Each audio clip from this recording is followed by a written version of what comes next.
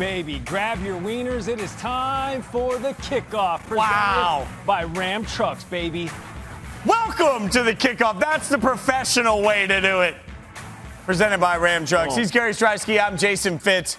We got the wieners because game day this weekend is going to be in Chicago, and so they call them red hot. No ketchup. Is it wiener? Is it weenie? Is it Chicago dog, hot dog, Frankfurter.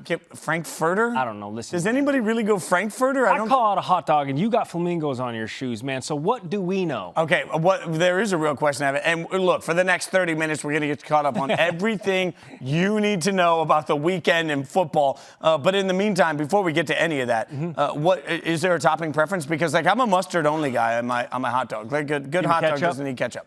Give me mustard, a little piece of cheese on a piece of white bread, a little relish. I'm OG like that. Do you need the bun to be toasted too? Don't need a bun. Could be a bun. Could be a piece of bread. Wait, go rogue. you're going to put a hot dog on a piece of bread? Yes, man. Angular. Look, I grew up super poor, and that's what we did when I grew up. Yeah. One piece of Wonder Bread, and you felt like you were splurging when you had the one piece of. You're like, oh man, Wonder Bread on my hot dog because we can't afford hot dog buns. Yeah. But I think Gary, you're at ESPN Kraft now. You single? can. Oh man, you can get an actual bun out of this thing. I like to keep things humble. I do think it's interesting, game day in Chicago. Yeah. I always wonder, if the college football community is going to show out for it. It's Notre Dame. It's Wisconsin. Obviously, I've got a hot dog just flying around my face on the screen, but it's Notre Dame, Wisconsin. Proximity-wise, it feels like, we're going to get a crowd. But you never know in these non-traditional college football markets what the vibe's going to be like. I'm interested. It's weird, but to your point, right, it's so regionally right there with the teams not having to drive or hop a quick flight if you're in Madison just to get to Chicago, right? But what's the point of having it at Soldier Field when you can just do it equally as well in Madison, at Camp Randall, or wherever, Notre Dame Stadium? I know it's for capacity and for more money, but you want the pageantry of that game, those teams at this time of year being on a college campus somewhere. And that's what I always say, as somebody that doesn't have a favorite college football team, for me, I love covering the game because of the pageantry. Yeah. The NFL is my favorite sport to consume. Everybody knows my fandom there. And for college football, I love the pageantry of being around game day. Neutral site games are fun, but for me as a college football head, I don't know. I'm all in on having them there. But game day is going to be there. It's going to be an electric environment. In fact, it's an electric weekend. Look here at some of the action across the board in the top 10. Topside Alert. Does Southern Miss get it done against Bama? That's about as likely as Vandy deciding to actually play a football game this week. But there is some good work. Texas A&M playing Arkansas and Cincinnati playing, about as tough as opponent as Alabama because they're not playing anybody. They will not lose. All right, we added some beef. See what I did there with the hot dog? Eric Macklay from the ACC Network. You got a hot dog preference, by the way? I'm really not a hot dog guy, but if we're doing it, probably – oh, he's out. Definitely not cheese. Definitely not Okay, Wonder never mind. Bread. That's a little weird. But, ketchup, mayo, maybe a little chili. Whoa. Mayo? Mayo. I don't even know what to do cheese, here. I meant mustard. Okay. This has already gone off the rails. This is tough. I'm saying absolutely no to everything he's putting on hot dogs. Let's play a little game with you, and there's going to call it yes, no, maybe so, right? Okay. Because it sounds fun. So we're going to give you a team, and you tell us yes, no, maybe so. Are they any good? It's a simple question, difficult to answer this year. We'll start with Texas A&M, number 7, 3-0 A&M. I'm digging A&M. I'm going to say maybe here. I need to see a little bit more from the offense. I think their defense is pretty good, but maybe so. I need to see more from the offense. Quarterback went down. You have guys stepping up. You got a great running back and what he's able to do. We'll find out very quickly this weekend if these guys are good or bad. So I'm maybe. I was just about to say you need to see more from them. Okay, well, how about against the top-ranked team out of Arkansas, who is also undefeated? And historically, any time that these two teams kind of clash, it's been fireworks, whether it has to go into OT or it's a monster fourth quarter comeback. So as it relates to the other side of this matchup, Arkansas, number 19. Good, yes, no, maybe yes, so. No, maybe so. He got it. Fun to say. I yes, didn't think no, I was going to get that. But I'm going yes. I think they are good. I think that they're proven. We saw them against Texas. The defense is great. And really, I just like the vibe of the team. It's not a bunch of superstars on offense, just a team that has come together, can run the ball on anybody. It's fun to watch those guys. So I'm going yes. I think so. But as I just mentioned, we'll find out. Was I too generous to Arkansas, not enough to A&M? Good thing is they play, and we'll be able to find all this out. But running the ball, it should be a clinic this weekend. All right. Nothing real quick, though. If Arkansas gets it done, knock off Texas, knock off A&M, they kind of own Texas, at least for this season, which they haven't done. Right. Who knows how long. I mean, we're all ready to put the cart in front of the horse on this one because it's just fun to watch Arkansas National be good. championship. No. We're going to find out now how, I don't know, realistic a certain Eric Mac Lain is, because if you don't know, he was a superstar football player for one Clemson University. So Clemson, yes, no, Come on. maybe so. I'm saying yes, and this is why. God. When you have elite defense, I'm here to listen. below average offense, what does that equal? It equals good. It didn't say great. It said good or not good. They're good. The defense is unbelievable. Play anybody in the country. Georgia scored 3 points on them and a pick 6 because of the offense. This defense is out of this world. The offense fits. There's enough that they're going to figure it out at some point, right? Like, there's 5 stars everywhere you look. Think about it this way, boys. Think about if there was a ton of Porsches, Ferraris, Lamborghinis in the garage, but we don't know how to drive sticks, so we can't use them. That's kind of where I feel like they are. Take a little driver's ed, figure out how to drive that thing. You're good. It's garage, a fair by point. the way. They're totally going to figure it out in 2022. Okay, go ahead. Well, I do want to have your back in this regard, because obviously offensively you lose Etienne, you lose Trevor Lawrence, and you expect DJ Uiagalelei obviously to come in and another gigantic 5-star. Like, it's going to take a while for him to sort of get seasoned up and, break in that motor, get to that 500 miles. But the defense hasn't allowed an offensive touchdown all year. So I'm with that. Fitz, you know what? I've changed my tune. I am with that. What's up, we stand firmly against you as I tee you up now with Ohio State, 2-1 right now, and we don't really know what we're seeing out of these guys. And when you look at Ohio State, you have a defense that is just struggling and have to get those guys going. An offense that has been moving and putting up points and able to move the ball there. I think I'm going yes here. I think that they're a good team. They have a little bit of time there. Maybe I'll go maybe so. It says maybe so right there, Mackie. You're flip-flopping. I like that. I like that. That's a better. I feel more comfortable with that answer. So, well, this is the thing. These are perennial powers, right? Yeah. And they've been good for so long. It's hard to say that they're not. It's hard to all of a sudden they lose a bunch of people and it's like, whoa, step back. Maybe they're not good. Same with coaching. Same with Clemson. I think they'll figure it out, but they just need to do more. All right, what about Notre Dame? Mike Olick Jr. is not here to beat any of us up, so we can say whatever we want. Where are you on yes, no, maybe so for Notre Dame? Ooh. This one was tough for me, but I'm going no. I'm going there. No. First no. They're not good. I didn't think they were good in the beginning of the season. They play Florida State, and we're like, oh, man, they might be onto something. Florida State's 0-3 looks terrible. They almost lose the next week to Toledo. I mean, it's not good. They lost so much on that offense. 4 offensive linemen, a quarterback that's been there forever, a ton of wide receivers. Now, they still have pieces, but right now, guys, they're not good, and they've got to figure this thing out. This weekend against Whiskey, it's going to be tough. You guys were talking mushroom, right before the show started that you think it's not even going to be close this weekend at Soldier Field. I mean, I don't want to say that. Go ahead. Go Wisconsin's going to crush them! I picked it in my upset pick, so, hopefully I'm right about that one. Let's see, where are you on Ole Miss? Lane Kiffin, everybody loves this team. I love Ole Miss, too. I'm saying yes Best on uniforms Ole Miss. in college football. The baby blue, big the reason powder why. blue. Yeah, You like big that? reason Yeah, why. big time. Well, Matt Corral is, if we're talking Heisman Trophy right now, give it to him. I mean, this guy is absolutely tremendous. That offense is so fun to watch. It's so balanced, too. It's not just we run the ball, we do anything we want. And you've seen that early and often in their games. Defensively, I think we need to just see it keep getting better, which it has, especially a year ago. But, man, I'm all in with Ole Miss right now. I love the way that they're playing. And they have, so many different storylines, right? Aside from being a 3-0 team, really good. They got a Heisman, front runner in Matt Corral who continues to put up monster numbers. But Lane Kiffin continues to just steal headlines, whether it's, quote tweeting Shane Beamer or only following Arch Manning to replace Matt Corral when he eventually goes off, wins his Heisman, and, gets the other Manning to finally commit. So, Lane Kiffin is stealing headlines with a good football team. It's huge. And I'll actually give Kiff a lot of credit for this because he understands social media, but he also understands how to keep the focus on him, which keeps all the pressure off the kids that are playing on that football team. A lot of credit. So let's look at Michigan because every year we have to talk about Jim Harbaugh. It's in our contract. So Michigan undefeated this year, but they're actually running the football really well. Yes, no, maybe so? I talked to Jordan Cornette a lot about this. He's a Notre Dame guy, in case you guys didn't know that. Doesn't like Michigan. I think I'm Checks going out. maybe so here. I think we need to see more from them consistently. In a tough game this weekend, maybe. I don't think Vegas thinks that with the spread, but Rutgers, man, they've been kind of onto something. When you just look at Michigan, it's always this crazy expectation that's never met. And is that going to be another year of this? Probably. I want to see Shiano's defense against that running game. I think there's a lot to it that's really good. There's a lot to like about that matchup. Right.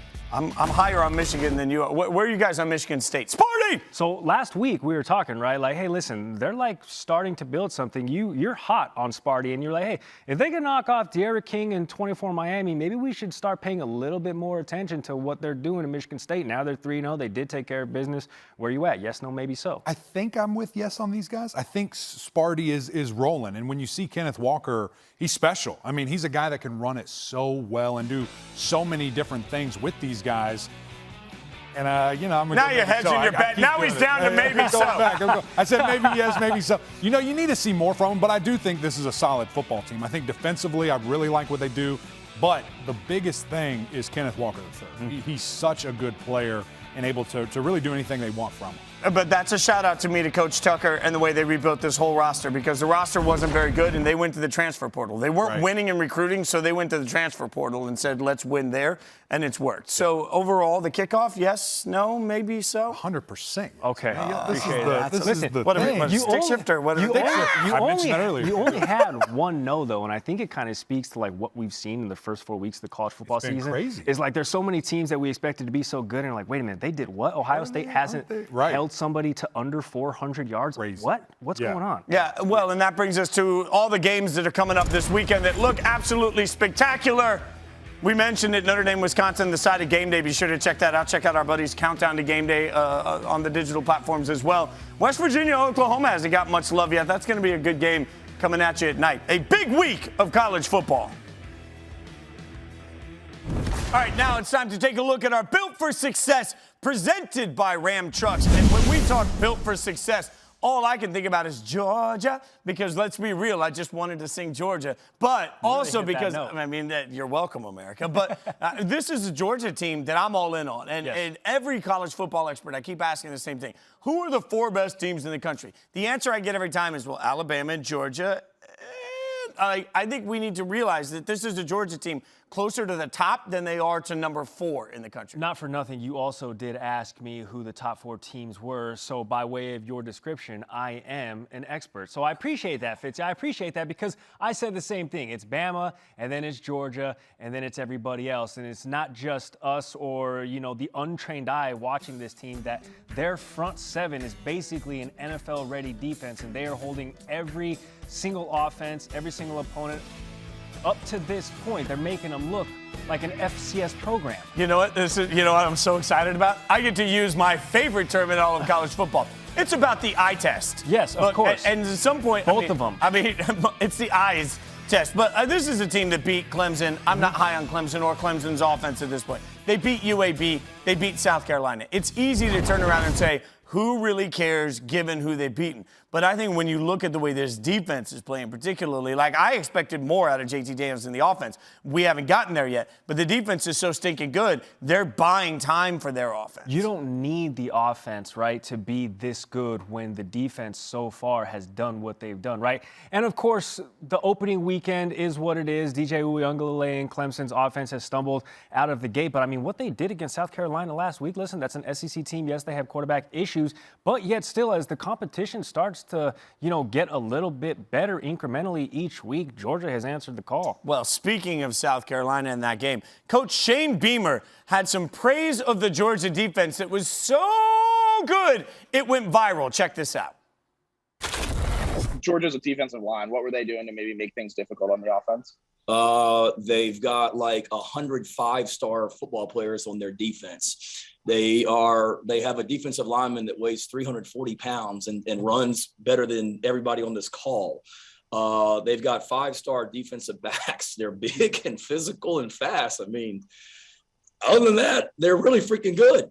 That's why they have the top defense in the country. They're hard to run the football on. So there wasn't some magical scheme they came out with tonight. They got 5-star recruits everywhere, and they play really physical. Damn. Every single point that he made was obviously valid, but it's really just the emphatic damn at the end that really emphasizes the fact that his team got beat down last week. Well, and he mentions, the athleticism. Yeah. I just keep thinking about the recruiting. Like, college football heads all know this. Like, recruiting season is everything to teams and the way they're built. And Georgia is consistently one of the best recruited teams in the country. And we talk so much about the quarterback position, but realistically, they've been stacking the cupboard all the way across. Like, this isn't a spice drawer, Dan Orlovsky, that only has salt and pepper. This is a spice drawer that has all of the seasonings and spices, and they're all on the defensive side of the ball, playing lights out. So, of course, when you're grilling, you're getting great food. I don't know why it's all gone to food, Gary. I just know. Also, just an unnecessary shot at Dan Orlovsky's the choice of seasoning, salt and pepper. Keep it simple, stupid. You just said it. I mean, there's simple and then there's childlike, right? Like, at the end of the day, I feel like it's the seasoning here that's going to make him great. Also, the schedule doesn't hurt either. When you look at this, I mean, Vanderbilt doesn't even belong playing football anymore. Just stop. Just make doctors. That's going to be a bloodbath tomorrow. Just acknowledge that Memphis should be in the SEC and you shouldn't be anymore. But they do have a good game against Arkansas. I like that. A good game against Florida. There's some games here that I think could be challenging, but I still think Georgia rides through all of this. And, of course, I agree with you, right? 3 ranked matchups left. Of course, that October 30th matchup against Florida, it's really going to be just them and Florida for the SEC East crown is the way it's shaping up. So, like, as long as they take care of business against this schedule that, according to what we've seen so far, should be easy to handle, as I use air quotes, who's to say they're out of the playoffs? Yeah, I mean, absolutely. This all comes down to the SEC championship game. We can't wait to see if Georgia versus probably Bama. All right, one of my favorite stories of the week, one of our favorite stories of the week last night came from Portland State, or from last week, I should say. He said, the head coach, Bruce Barnum, said he would buy everybody that came to their home game a beer at that game. Well, we've seen the receipts. The receipts are out there. It happened to the tune of over $14,000. That's a lot of beer. I'm thirsty, Coach. Gary Striewski, you know I am cheap. Like, I don't buy a round for my friends unless I absolutely have to. He bought a round for the state. Well, that's probably fair. 3,124 people in attendance. So the least we could do is talk to Coach about this. He joins us now. Coach Bruce Barnum joins us. Coach, thank you so much for the time. First and foremost, where did the idea come from to just incentivize everybody with, a little bit of beer at the stadium?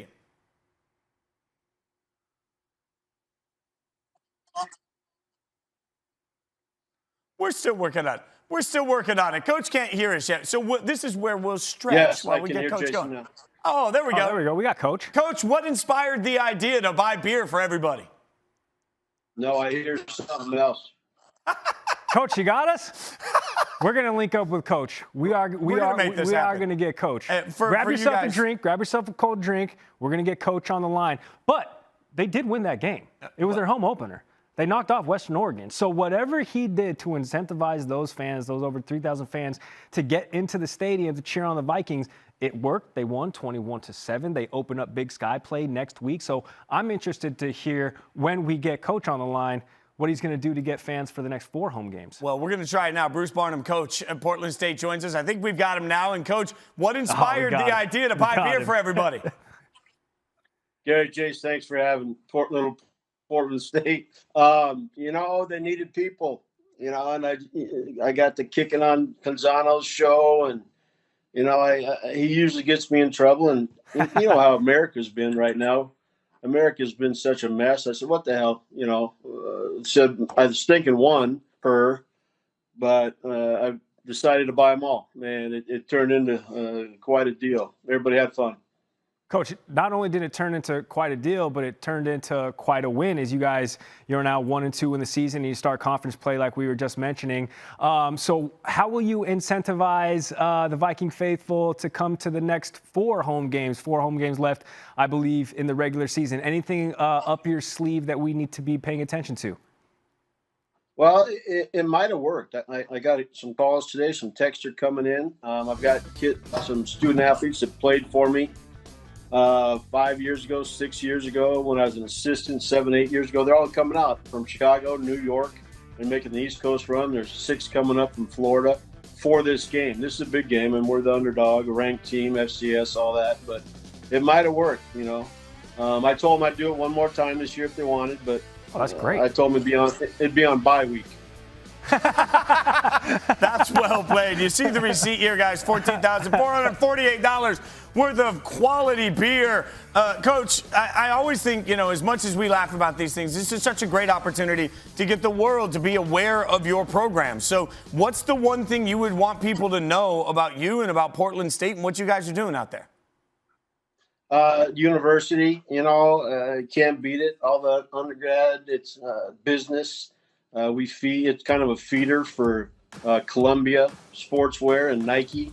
If you have any interest in going there, our business school is what we sell. But about me, nothing. About my team, everything. Guys play better when they play in front of people. So just trying to get a crowd. And, again, it might have worked. We got the Bobcats of Bozeman coming in, Montana State, and they travel well. Also, hopefully I can match them with my crew. Coach, I have one last question, and it pertains to the breakdown of this receipt, and I just want you to tell me if it's worth going to the store and scooping up. So we got over 1,200 Coors Lights sold, and then over 780, is it Deschutes Fresh Squeezed IPA? Do you approve of the breakdown of beverage that we saw last week? Well, first off, the receipt. What happened right after the game? The brass came running down. Barney, what a great deal. The president was happy. Everybody had a great time. There were no lines. And about 20 minutes once I got back to the office to watch video, they said, we posted the receipt, which had my real credit card, had everything on it. And I went running. It's right around the corner. And I said, are you kidding me? And they're like, oh, don't worry. Nobody will see it. Nobody will see it. I mean, now it's in Australia, for crap's sake. So they waited a day. They doctored. That's the original receipt, but they doctored it up. I didn't want my credit card drifting around the mighty web. Valid point. Coach, we appreciate you. Awesome. Hey, congratulations. I know this was something for your team, but it's this great moment for your program to get this sort of publicity for what you guys are doing out there. We really appreciate your time. Best of luck with the rest of the season. And, if you ever make your way to Connecticut, I'll buy you one, my friend, just one. But I'm cheap, so that's all you're getting from me. We appreciate you. Fitz is cheap. No, Gary, Jace, thanks. To be on your show shows me it worked. I appreciate that. Thank you so much. And you're right, Gary. I am cheap. Thanks, There's Coach. no doubt about it. And frankly, awesome. I don't even try and hide it. Like, I walk into the bar and I'm like, I got the next round. And then I just sneak off to the bathroom and hope somebody forgets. So just stay good in on the Coach bathroom for the whole getting it time? done. Speaking of college football, I do the whole time. I have a small bladder. Speaking of college football, we're going to do something new. We're going to whip around and get you a conference call. We're going to visit with some of our best friends around the country, hanging out at different locations to get some on-site thoughts of the action that's coming up this weekend. Hey everybody, it's Ryan McGee of ESPN.com and Marty McGee on the SEC Network. I'm here at the University of South Carolina in the gorgeous Quad. Listen, this is an underrated university. It's certainly an underrated college football experience because Clemson's just up the road and Georgia's just down the road. Williams-Brice Stadium does not get its due, in my opinion. 2001, top 10 stadium entrances in all of college football. This is a gigantic football game against Kentucky. Why is it gigantic? This game could be the difference when we get to January between playing on January 1st in a bowl game or playing on some other December date in a bowl game. What's it going to come down to? To me, it's about turnovers. Kentucky is near the bottom of the list in the nation when it comes to turnovers. They had 8 this year to start the season. South Carolina, meanwhile, is near the top of the list in the SEC of creating turnovers with 7. I'm not good at math. That's a minus 15 for Kentucky. So if South Carolina's going to pull off the upset, that's what it's going to take. More outstanding analysis like this, Saturday morning, 9 a.m., SEC Network, Marty McGee. Kelsey Riggs here, and I know you guys thought that I was going to be talking college football, so you're looking around and wondering, where are you? Why are you in the Mercedes-Benz Stadium? Well, that's because Georgia Tech and North Carolina are playing here tomorrow night. Georgia Tech only gets one game here a year, and they picked this one, so it's something that they're very excited about. And you guys, they have some momentum coming into this game. No moral victories for playing Clemson close, but it certainly caught a lot of people's attention and something that they hope to build on against a North Carolina team that is playing very well right now. The name you need to know, Sam Howell, North Carolina's quarterback, outstanding. He's getting it done on the ground, in the air. He has weapons all around him. So will Georgia Tech be able to slow down, match, and even stop this high-powered North Carolina offense? We will find out here tomorrow at Mercedes-Benz Stadium. First off, fantastic report. Love the conference call. Huge get for Kelsey Riggs because I thought she's mad at me. I was supposed to let her use my power washer, and I totally forgot. Bad friend over here. Awesome report. Wait, you have a power washer? I do. What do you need? Like a pressure washer power washer? Yeah, thingy? absolutely. Oh, I don't want to actually borrow it. I want you to come over and wash like the side of my house. Like, you don't want to see that bill. You do not want to see that bill, but I will. Yeah, I already told you I'm cheap. I pay in beer. Everything has a price. Okay, that's where we are. Hey, great work. And every week we're going to try and get you different friends that are at different games to get you caught up on what you need to know for the weekend. In the meantime, let's switch gears because there's also some big NFL action happening over the course of the weekend. And really, we get fired up by talking about one quote that came from one coach. And I thought this was sort of that moment. Coaches have their own, like, little network. They don't reveal each other's secrets. Well, Vic Fangio may have, broken that coach bro code when he made it clear, talking about Urban Meyer, that Urban gave him the heads up that, like, hey, playing in the NFL is like playing Alabama every week. Were you surprised to see that from Vic? No, not at all, because it's true. Like, every roster that you look at, I mean, we don't have it in front of us, has a player or a many group of players that are from Alabama, especially in this last many group of players? Actually, I don't think that's English. I'm a wordsmith. I'm a linguist expert.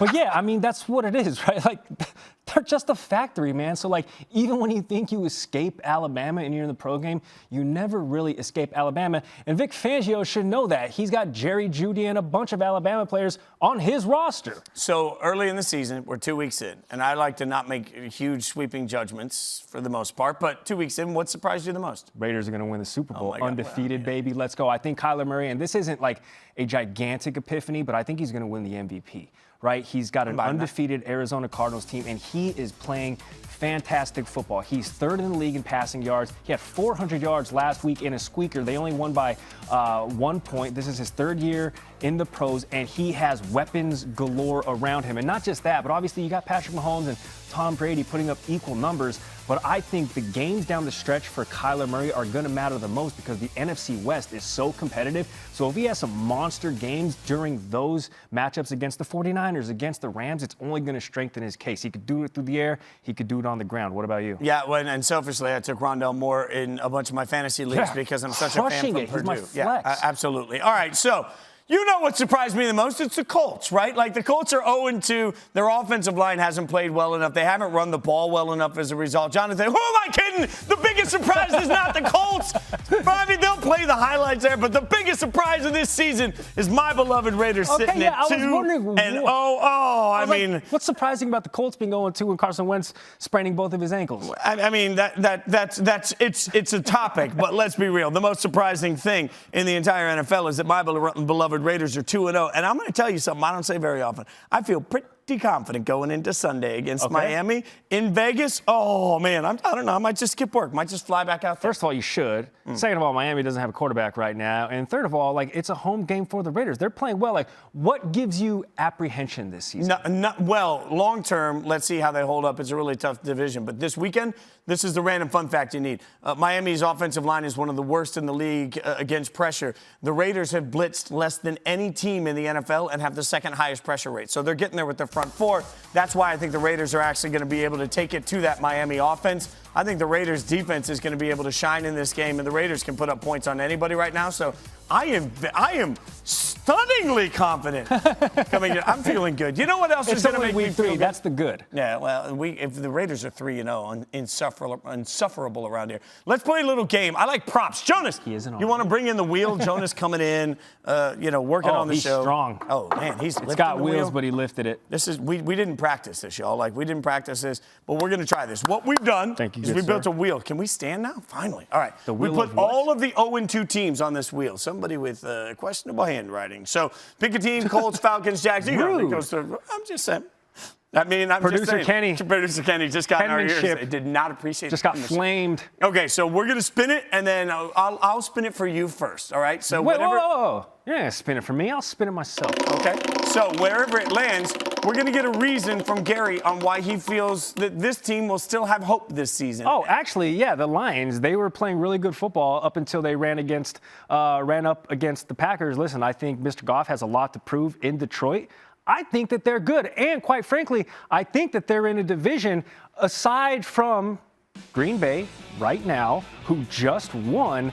I think they're in a division. I'm not going to say that it's winnable because Aaron Rodgers still resides in Green Bay, but like the Vikings also on this list and the Bears aren't on this list, but they have so many question marks. So like Detroit faithful, TJ Hawkinson eating, Jared Goff eating, like it's still early and the Lions are kind of okay. I think Coach might have sent you some drinks too for free. I'm not loving that. Well, I'm going to spin it. Why not? I mean, I'm going to try and be a beacon of light here. Hey, wait, hold on. Do that one. Oh, I got this. Falcons. No, you know what, Falcons, you need hope for this season. Here's the hope. You're not going to go to the Super Bowl, so you're not going to have to remember what it's like to get your butt kicked there. That's about the only hope. Kyle Pitts is transcendent, and it's wonderful. But they're going to spend the next 5 years wondering what the heck they were thinking passing on a quarterback picking that high. Although, maybe the season's just going to go off the rails enough that they'll be picking that high again next year. Can we just all imagine a certain Alabama quarterback being the starting quarterback in Atlanta? Like, for the Falcons, the thought was there was some talent on this team. As we've seen it come through, that talent cannot rise above. They're bad. They have to piecemeal things, right? Like we have Calvin Ridley, who is a stats monster. Pitts, right? Transcendent talent. Matt Ryan's still doing his thing, but like they just can't. I feel bad, from our former colleague Trevor Scales, man, because he's down there right now and he's hurting. So Trevor, if you're watching, sorry. Love you, buddy. Let's pull up some of the games this weekend, other than my beloved Raiders. What's a game here that you're really hyped to watch? Give me Tampa in LA. It's two undefeated teams. It's Tom Brady. It's LA. It's sexy. It's the new SoFi Stadium. I paid off a loan with them, so there's another plug. Like, it's two undefeated teams. Listen, it's way too early to be talking about like, oh yeah, this has like championship aspirations. Is this a potential Super Bowl matchup? Yes, it could be. Yes, it could be. NFC Championship matchup. But yeah, I'll say this. My nipples really need the Rams to win this game. I'm just saying, I may or may not on radio have gotten carried away and said that if the Buccaneers went undefeated and won the Super Bowl, I'd get my nipples pierced on national TV. And Sarah Spain, my incredible co-host, Spain and Fitz, 7 to 9 p.m. Eastern on ESPN Radio, reminds me of it constantly. So for the sake of my nipples, I really need the Rams to pull this one out for me. I'll tell you quickly. For the sake of the content, I hope Tom Brady and everybody's rooting to get my nips. I don't understand what's happening here. By the way, I'm really psyched for Chargers taking on the Chiefs. A big game right there as we are all in love with Justin Herbert. But let's see what he does against that. He's Gary Striewski. I'm Jason Fitz. I think we've gotten everybody ready for the kickoff. I think we did. I think we did. I feel like it. We're back here every single Friday hanging out with you from 6 to 6:30 p.m. Eastern. Do it. Bonus round. Oh, the Jags? Bonus. You got hope? Bonus like Urban Meyer's going to take the USC job, and then Trevor Lawrence is actually going to have a shot to be a competent quarterback. I'm throwing shade everywhere for no good reason. This has been the Kickoff presented by Ram. We appreciate you. Gary Striewski, Jason Fitz, everybody behind the scenes. Thanks for hanging out with us this week and every week.